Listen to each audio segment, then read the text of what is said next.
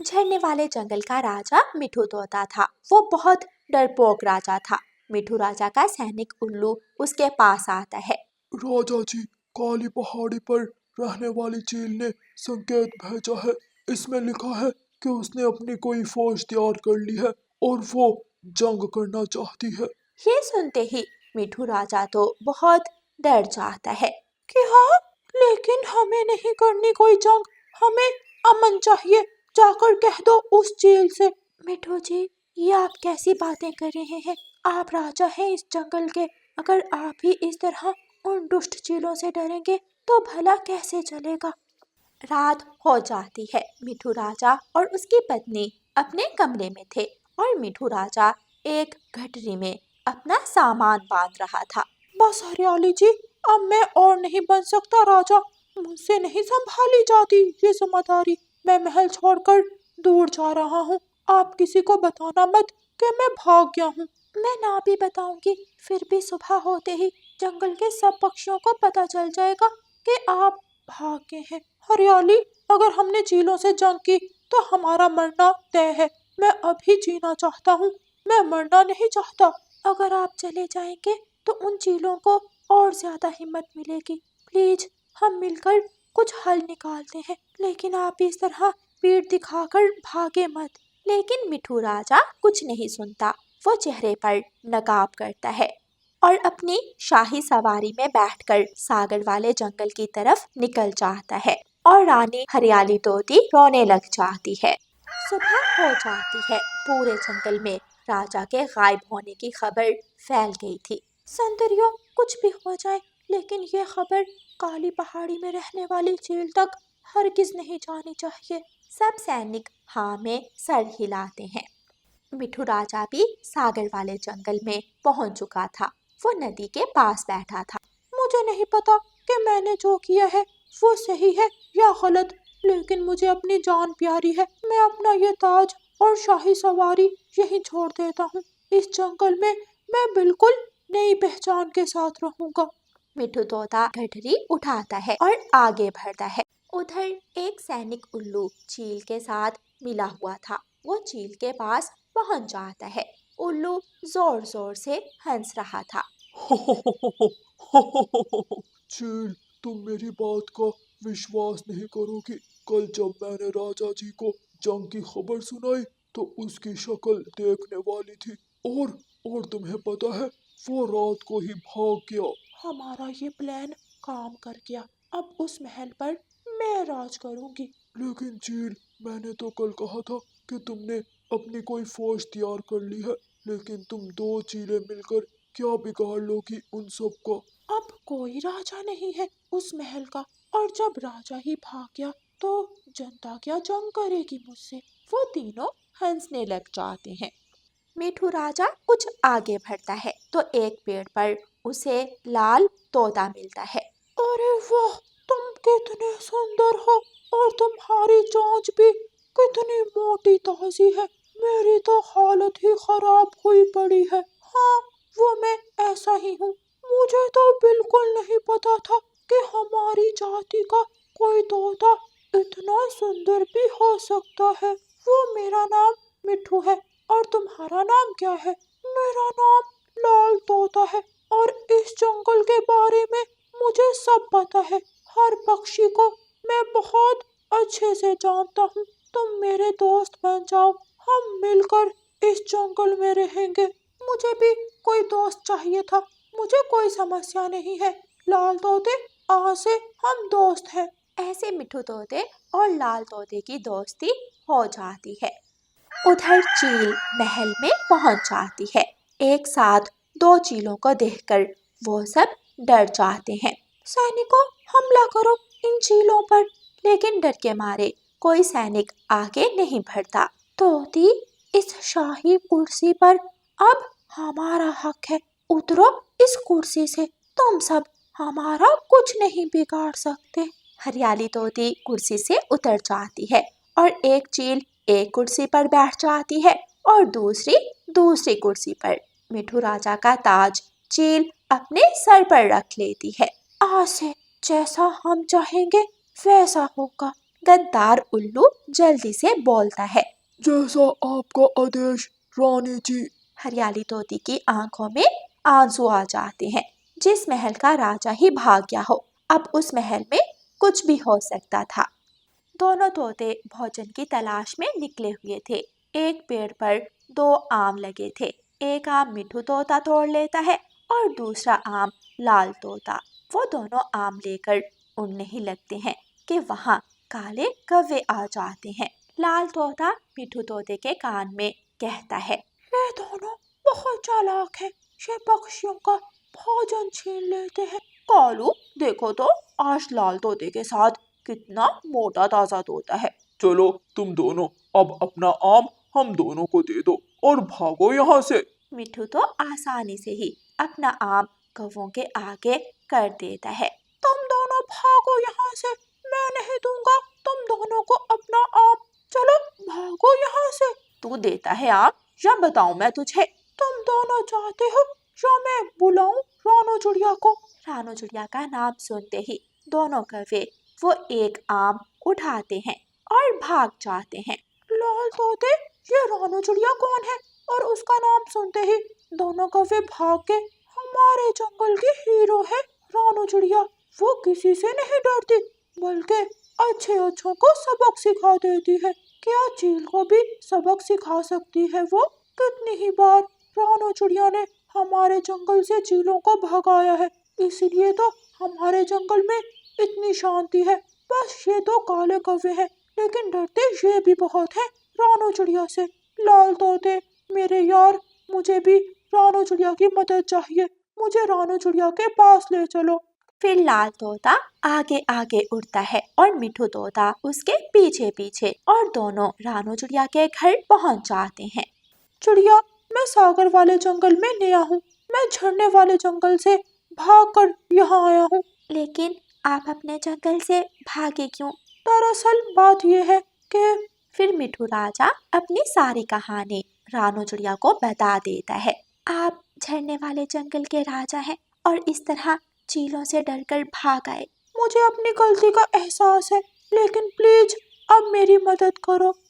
फिर रानू चिड़िया, लाल तोता और मिठू राजा तोता झरने वाले जंगल वापस उड़ते हैं। वो तीनों महल में पहुंच जाते हैं।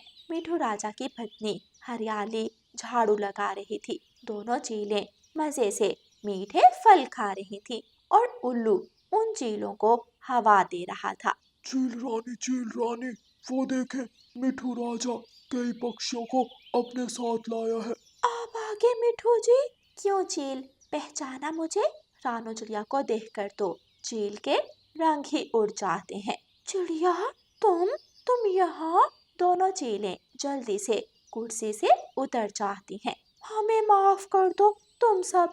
लेकिन सारे सैनिक मिलकर चीलों को घेर लेते हैं, क्योंकि उनका राजा वापिस आ गया था। अब उनकी हिम्मत भी वापिस आ गई थी। इन सबको कैद खाने में डाल दो। फिर दोनों चीलों और गद्दार उल्लू को कैद खाने में डाल दिया जाता है। मुझे इन चीलों के साथ कैद मत करो, ये मुझे खा जाएंगी। मुझे अलग कैद खाने में डालो। रानू चिड़िया, हम तुम्हें तुम्हारी बहादुरी का इनाम जरूर देंगे। तुम हमारे साथ महल में ही रहोगी। नहीं नहीं राजा जी, मैं अपने जंगल को छोड़ नहीं सकती। मैं कल सुबह ही वापस चली जाऊंगी। आइंदा मैं भी किसी से नहीं डरूंगा।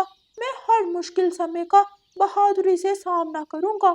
ऐसे मिठू राजा वापिस आ जाता है और दोनों चीलें कैद में चली जाती हैं और उल्लू को भी उसकी गद्दारी की सजा मिल जाती है। प्यारे दोस्तों, इस कहानी को लाइक, अपने दोस्तों के साथ शेयर और चैनल को सब्सक्राइब करना बिल्कुल मत भूलना। आपका धन्यवाद। आजकल सागर वाले जंगल में रहने वाली लोमड़ी और काली बिल्ली को कोई बढ़िया शिकार नहीं मिल रहा था, इसलिए दोनों भूख से पागल हो रही थी। लोमड़ी अपनी गुफा में बैठी पक्षियों को पकड़ने की योजना बना रही थी। काली बिल्ली भी वहां आ जाती है। मियाओ। क्यों रे बहन, क्या तेरा भी हाल मुझ जैसा है? कब से मांस नहीं खाया, मैं तो सूख कर कांटा हो गई हूँ। हाँ काली बिल्ली बहन, मेरा भी यही हाल है। अब तो पेट में चूहे कूद रहे हैं, बड़ी भूख लगी है। म्याऊं। लोमड़ी, मेरे पास बड़ी अच्छी योजना है पक्षियों को पकड़ने की। तो फिर जल्दी बताओ, मुझे तो बस मांस खाना है। हम पक्षियों की दावत करेंगे और उन्हें कहेंगे कि हम उनसे दोस्ती करना चाहते हैं।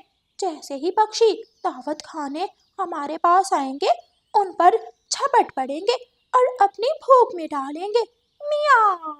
वाह वाह, मेरी प्यारी सहेली, क्या आइडिया है। दोनों खुशी से नाचने लगती हैं। लोमड़ी तो गाना गाने लगती है। आज खाऊंगी मांस, बरसों के बाद मिटेगी भूख। ला ला ला ला ला, ला ला ला ला ला। फिर काली बिल्ली जंगल की तरफ निकल जाती है और ऊंची आवाज में बोलती जाती है। मियाओ। आज दोस्ती का दिन है पक्षियों, आओ आओ हम दोस्ती करें। मियाओ। कालू जी, ये तो काली बिल्ली की आवाज है। चलो देखें क्या कह रही है वो काली बिल्ली। हाँ हाँ गौरी, चलो चलते हैं। फिर दोनों कौवे घर से निकलते हैं और बड़े पेड़ पर बैठ जाते हैं। मियाओ। इतनी दूर मत बैठो कौवो, पास आओ मेरे। मैं दोस्ती करने आई हूँ। आज दोस्ती का दिन है। मैंने और लोमड़ी ने मिलकर सब पक्षियों की दावत रखी है। मियाओ। तोता, कबूतर और रानो चिड़िया भी वहाँ आ जाते हैं। एक काली बिल्ली और दूसरी लोमड़ी, मतलब आज कोई पक्का प्लान बनाया है मांस खाने का।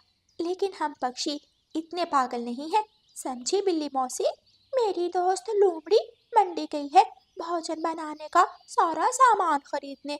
मैं तो बस दोस्ती करने आई थी और दावत का आमंत्रण देने आई थी। बाकी तुम पक्षियों की मर्जी है। मियाओ। आज दोस्ती का दिन है, आओ पक्षियों हम दोस्ती करें। काली बिल्ली ऐसा कहते हुए आगे बढ़ जाती है। उधर लोमड़ी मंडी पहुंच गई थी। डरो मत चाचा छम छम, मैं तुझे खाने नहीं आई। दूर खड़ी होकर बताओ तुम्हें क्या चाहिए, पास मत आना मेरे। फिर लोमड़ी दावत का सारा सामान, सब्जियां और मसाले खरीद लेती है और सारा सामान एक टोकरी में रखकर गुफा की तरफ लौटती है। काली बिल्ली और लोमड़ी भोजन बनाने लगती हैं। दोनों भोजन बनाती हैं और साथ साथ नाचने लगती हैं। मियाओ। खाएंगी खाएंगी, आज हम सहेलियां मांस खाएंगी। मियाओ मियाओ। सहेली, आहिस्ता बोलो, ऐसा ना हो कोई पक्षी सुन ले। अब क्या करना है रानो बहन, क्या दावत खाने जाएं या फिर नहीं? पक्षियों, हम दावत खाने तो जाएंगे, लेकिन उन दोनों को सबक भी सिखा कर आएंगे। फिर रानू चिड़िया सब पक्षियों को अपना प्लान बताती है और वो सब हंसने लग जाते हैं। शाम हो जाती है, पक्षी गुफा के पास पहुंच जाते हैं। काली बिल्ली और लोमड़ी ने भोजन सजा रखा था और पक्षियों का इंतजार कर रही थी। सामने से पक्षियों को आता देखकर दोनों खुश हो जाती हैं। अरे, तुम सब वहाँ पेड़ पर क्यों बैठे हो? इधर हमारे पास आकर बैठो। लोमड़ी, हम तुम्हारे पास आकर तो बैठ जाएं, लेकिन पहले हमें वो सोने का अंडा तो दिखाओ। दोनों एक दूसरे की तरफ देखती हैं। चिड़िया, कौन सा सोने का अंडा? हमारे पास कोई अंडा नहीं है। हमें पता चला है कि तुम दोनों की गुफा में सोने का अंडा है। मियाओ। अच्छा अच्छा पक्षियों, तुम सब कह रहे हो तो मैं जाकर गुफा में देख कर आती हूँ। दोनों काली बिल्ली और लोमड़ी गुफा के अंदर चली जाती हैं। पीछे से पक्षी मिलकर खाने में मिर्ची डाल देते हैं और जल्दी से वापस पेड़ पर आकर बैठ जाते हैं। काली बिल्ली और लोमड़ी गुफा से बाहर आती हैं। पक्षियों, हमने गुफा के हर एक कोने में देख लिया, लेकिन कोई भी सोने का अंडा नहीं है हमारी गुफा में। अच्छा, अब तुम सब नीचे आ जाओ, हम सब मिलकर स्वादिष्ट भोजन खाते हैं। लोमड़ी और काली बिल्ली, हमें तुम्हारा क्या भरोसा, क्या पता तुम दोनों ने खाने में कुछ मिलाया हो जिसे खाकर हम बेहोश हो जाएं और तुम दोनों हमें खा जाओ। मुझे पता था तुम सब पक्षी ऐसा ही कुछ कहोगे। मैं और मेरी सहेली बिल्ली तुम दोनों को भोजन खा कर दिखाती हैं। दोनों आगे बढ़ती हैं और थाली में बहुत सारा खाना निकाल लेती हैं और भर भर कर खाने लगती हैं। कुछ ही देर बाद धमाका होता है और दोनों उछलने लग जाती हैं। मियाओ, मेरे कान जल गए, मेरा गला जल गया। हाय लोमड़ी, ये कैसा भोजन बनाया है तुमने? मियाओ। मैंने मैंने ये मिर्ची नहीं डाली, ये इन पक्षियों की चाल है। मार दिया, इस मिर्ची ने तो मार दिया। दोनों बिल्ली और लोमड़ी तेजी से भागती हैं और नदी पर पहुंच जाती हैं और पानी में छलांग लगा देती हैं। उधर पक्षी हंस रहे थे। वैसे हमें सारे भोजन में मिर्च नहीं मिलानी चाहिए थी। अब भला हम क्या खाएंगे? कालू भैया, जान बची तो लाखों पाए। चलें, अब घर चलते हैं। पक्षी जंगल की तरफ उड़ते हैं। सुबह हो जाती है। लोमड़ी और काली बिल्ली ने तो वो रात नदी किनारे ही गुजारी थी।